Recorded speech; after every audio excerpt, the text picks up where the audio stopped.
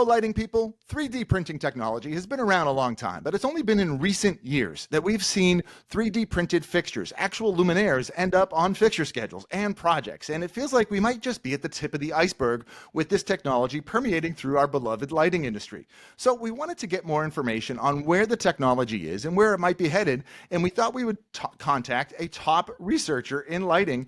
So we went to a lighting research center, the Lighting Research Center at Rensselaer Polytechnic Institute. And Dr. Narendran agreed to share his insights on 3D printing technology. Dr. Narendran, thank you so much for joining us today for 5 Big Questions. Thank you, Al. I'm so glad you're here. And when we consider this technology, I think a lot of people know what 3D printing is and they know the basic benefits of it being sustainable and flexible. But what are the true benefits of 3D printing, or the more detailed benefits of 3D printing in a lighting context? See, what we see the benefits are as being custom affordable lighting fixtures. As you know, in the industry, if you have to make anything custom, it's a very expensive proposition.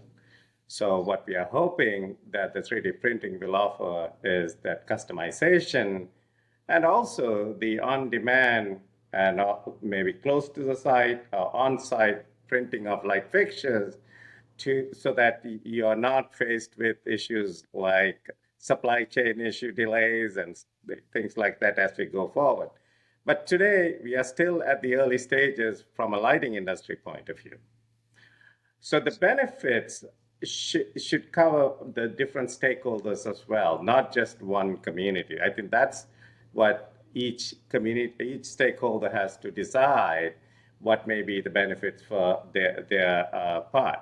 So for example, the architects and the lighting designers, they could get involved in the design of the space and design of the lighting together at the early stage, so that the design is not so the lighting design is not an afterthought compared to the architectural design. So then you'll have a better lit space.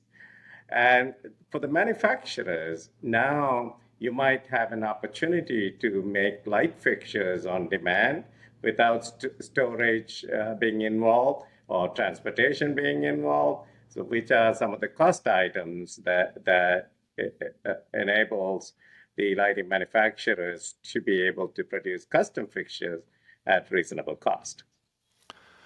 Great detail there, and yeah, there's lots of parts of that story that that the average lighting person might not have been aware, including myself. And I remember seeing for the first time a whole family of 3D printed fixtures that were ready for commercialization at Light Fair 2021 in Las Vegas, and they were really good. I was impressed by it. And but I remember the first time I saw a 3D printed fixture, Dr. Narendran, it was a nice experiment, but it really didn't seem ready for a Class A office space. So in your opinion, how good is the quality now, and how good can the quality of 3D printed luminaires get? The printing technology and materials are evolving as we speak. So the technology has come a long way and still more to go. So the quality has been steadily improving and mostly driven by other industries. I mean, today you could see industries like the aerospace, automotive, dental, all of them have started adapting 3D printing for their purposes. So a lot of the improvements are coming from those applications as well. I don't know if you realize that Boeing and Airbus both have nearly like 1,000 parts of printed components within the airplane. So the quality has to be extremely good, especially when you consider an airplane flying with printed parts. So now the adoption of that into lighting, it not only speaks to the quality of it, but also the appearance of them as well. There are a lot of post-processing that needs to happen if you want to get a specific look. So the quality now looks very similar to traditional manufactured parts. It really does, and it's nice to see those kind of the smoothness, or even the intended textures and the logos and the customization that can occur with these on relative short notice as well, as far as lead times are concerned. And by the way, thank you for that Boeing anecdote. I'm hopping on a plane within 12 hours, so I'll think of that as I board. But when we consider as lighting people kind of the next frontier, I think the early use cases for these, we've seen them in sconces and pendants and lampshades. But from a lighting context, where are the other use cases of using 3D printed technology in fixtures or controls or components? So the main goal for our research here at the Lighting Research Center is, taking advantage of the functional aspects of the light fixture as well. So when you talk about a lighting fixture, it's not just a mechanical component that you're talking about. You have the electrical, you have the optical, you have the thermal. So those aspects needs to be rectified as well. So if you're printing a whole fixture, it's not just about appearance. So the advantage with 3D printing is you can bring art and the functionalities married together to create good quality parts for lighting applications.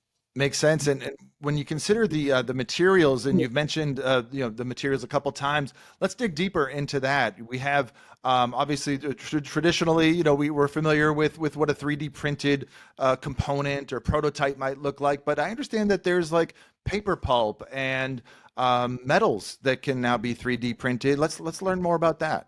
So again, it's a material issue, as I said. So composites have been there for a long time. So making composite materials for printing lighting fixtures is a natural extension to what we have had in the past. So people have worked on using, say, the sawdust, or when they're in the furniture business, instead of things going to the waste when you make those furnitures, now they're able to use them as composites to create, say, light fixtures that blends with the furniture in the space. So those are the type of advantages that we could utilize to create these unique light fixtures. Well, Dr. Narendran, I visit the Lighting Research Center website frequently because we're a media site. We have to be plugged into what you folks are doing. And I see some of the work that you folks are doing. In fact, there's one thing that's coming up later this summer in 2023 where you folks are having a 3D printing for lighting conference in San Diego on August 22nd and 23rd. Tell us more about that. Who should attend and what will they learn there?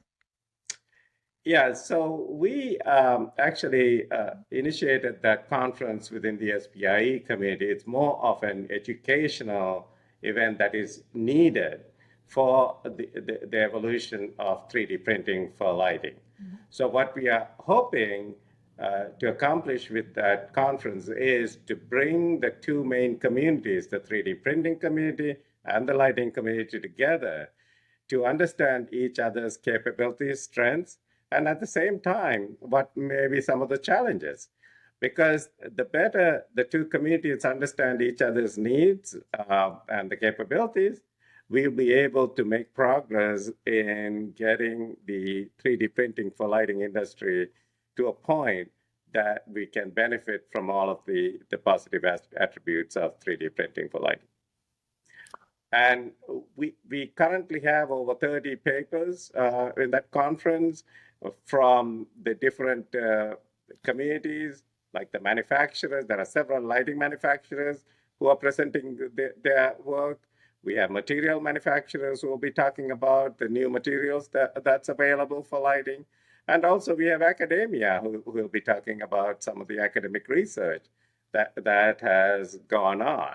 Well, there's lots of great benefits there. And yes, it sounds like it's something that can bring those communities together, as you mentioned, and we can learn about this technology, not in a commercialized kind of infomercial way, but truly in a collaborative way from the academics and the research, as well as some of the manufacturers that are doing this or implementing this. So that's awesome. San Diego in August also sounds fantastic. So I'm excited about 3D printing, and I think a lot of other people who've been stymied by lead times and sourcing and other component issues in recent years might also see this as another alternative to help us deliver high quality lighting fixtures and products to the various projects that we work on. So Dr. Narendran, thank you so much for taking the time to join us today, and thank you for joining us for 5 Big Questions.